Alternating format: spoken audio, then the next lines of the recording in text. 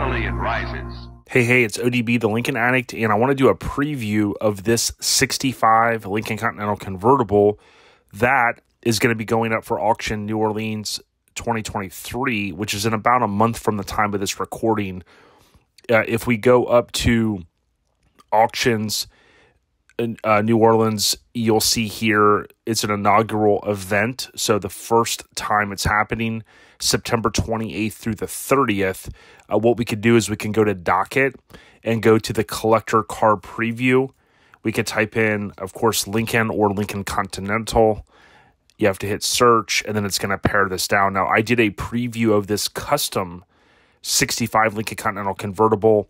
That's on the channel now if you want to check it out. That's a Coyote swapped.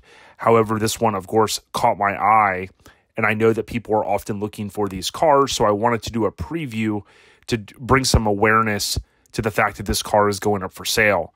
I think the draw on this one is it is a very classy color. So the white color, also it is mostly, from what we could tell, mostly factory. So oftentimes people are looking for a car that hasn't really been touched too much.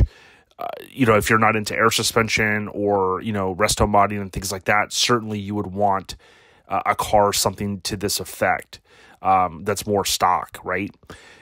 Basically, again, as I said in my other preview, if you've watched this channel, I think Barrett-Jackson, they could do a little bit better job of providing a description. However, I will say, again, you have to think of their business model.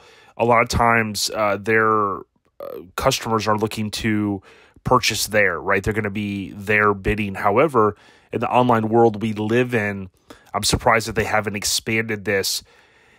If you've watched my reviews before, I'm a big fan, even though I don't have any partnership with them, with bringatrailer.com, because they do such a really good job of breaking down the information. Now, I'm not going to go through a deep dive.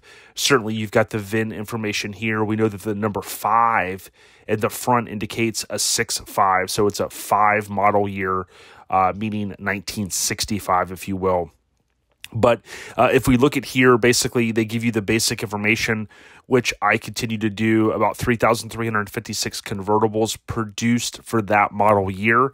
It does retain the 430. They do mention that this is a Holley Sniper fuel-injected engine, so we'll talk just briefly about that. I don't want to go into too much detail. And they do say period-correct wide white tires. So what we see here, again, is top up, front three-quarter shot. The bright work looks very nice. Just to be clear, this does not bother me whatsoever. However, these technically aren't period. Well, you could say period correct. I guess you could spin that. But as people point out to me all the time in my social media posts, Lincoln did have a wider white wall tire. And then by 64, 65 model year, that had been phased out. It was a lot smaller, white wall.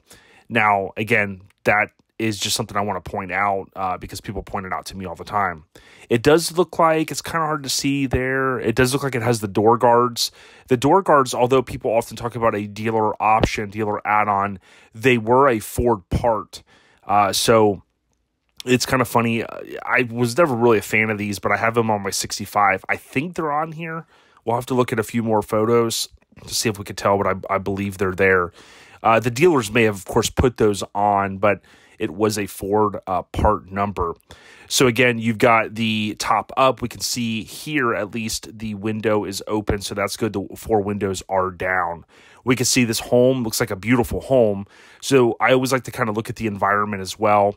Again, not doing a deep dive, but just kind of calling out a few things that I do see. The vent window is closed here. Of course, it's been swapped around in terms of the driver's side to the passenger side. We can see that it does have the 65 seat emblem. So that was a 1 year only. The rear three-quarter shot, again, in front of the gate. Someone did a nice job taking the photos. This is what I would expect from whether it's any online auction or online website. Have good photos of your product, because you got to think about if you were looking to purchase something, what would you want to see? Would you want to have to ask 50 questions? or would you want to be able to get most of the information from what you see here? Again, love this rear three-quarter shot sitting in front of a really nice looking garage. Here's a front three-quarter with the top down. Again, not going to go into a lot of detail, but we do see that it is an AC car. There are some things that are different from the factory.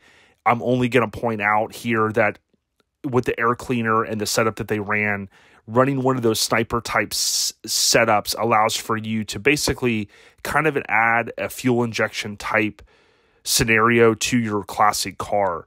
So if you think about a carburetor and having to pump, sometimes depending on how long your car sits, depending on if everything is working correctly, the choke and things like that. I know on my 64, I have to pump it a lot. I usually pour a little bit of fuel down it if the car sits a while, and that cranks right up. But if you have what you can't see here, the sniper system, that replaces the carburetor, you really couldn't tell. Now, granted, you could put the factory air cleaner on, and you would not be able to tell, for the most part, that it has, quote, the sniper kit. However, people like it because a lot of times you just turn the key, you hear the fuel pump kick on, and then boom, you've got fuel and you're not sitting there pumping and putting extra strain on your starter and whatever the other benefits are there. I do see that it has the $25 back in 65 option for the rear seat belts. Technically, the rear seat belts, I had to look this up because I always get confused. The rear seat belts were an option up to a certain point. Then those were standard, and then in 65, it was like $24, just under $25 for the rear seat belts. These are the correct ones as well, so that's kind of cool to see. I do believe what's going to sell this car is it has that stock appearance, although, again, we could all agree, and I know some folks on here are, purists, and they could, point out, more things that I'm even doing right now. Certainly, but this has that appeal of a stock car. Is it 100%? Absolutely not. I just pointed out a couple of things. I think the interior bodes really well. People love this kind of what they call tuxedo style, if you will, and because of the colors. And then I do love the original style floor mats. Now, if these are original, fantastic. You can get these repopped, so to speak. So there is a vendor that you can buy these, but regardless if they're original or not, they look fantastic. And again, we can see up here on the dash, everything looks really good. So in this preview, again, it's really just to get the word out. Maybe you're looking for a car. Maybe you're going to want to throw a bid in. This isn't the deep dive, but certainly this gives you enough information to run with. Let me know what you think in the comments. What do you think this car is going to sell for? If the auction was today, or the auction was tomorrow or in a month, do you think it's going to hammer at 100, 150 or more? Do you think it'll be under 100,000? Throw your guess if you don't mind. I love interacting with the commenters below, and certainly appreciate the support. If you want more, check out Lincoln Addict podcast. You could go to lincolnaddict.com and find ways to listen. There's about 30 episodes. I am working on producing more, but of course, these also take up time here. So everyone stay on the rise, and don't forget, you can also do financing through Barrett-Jackson. Take care, everyone.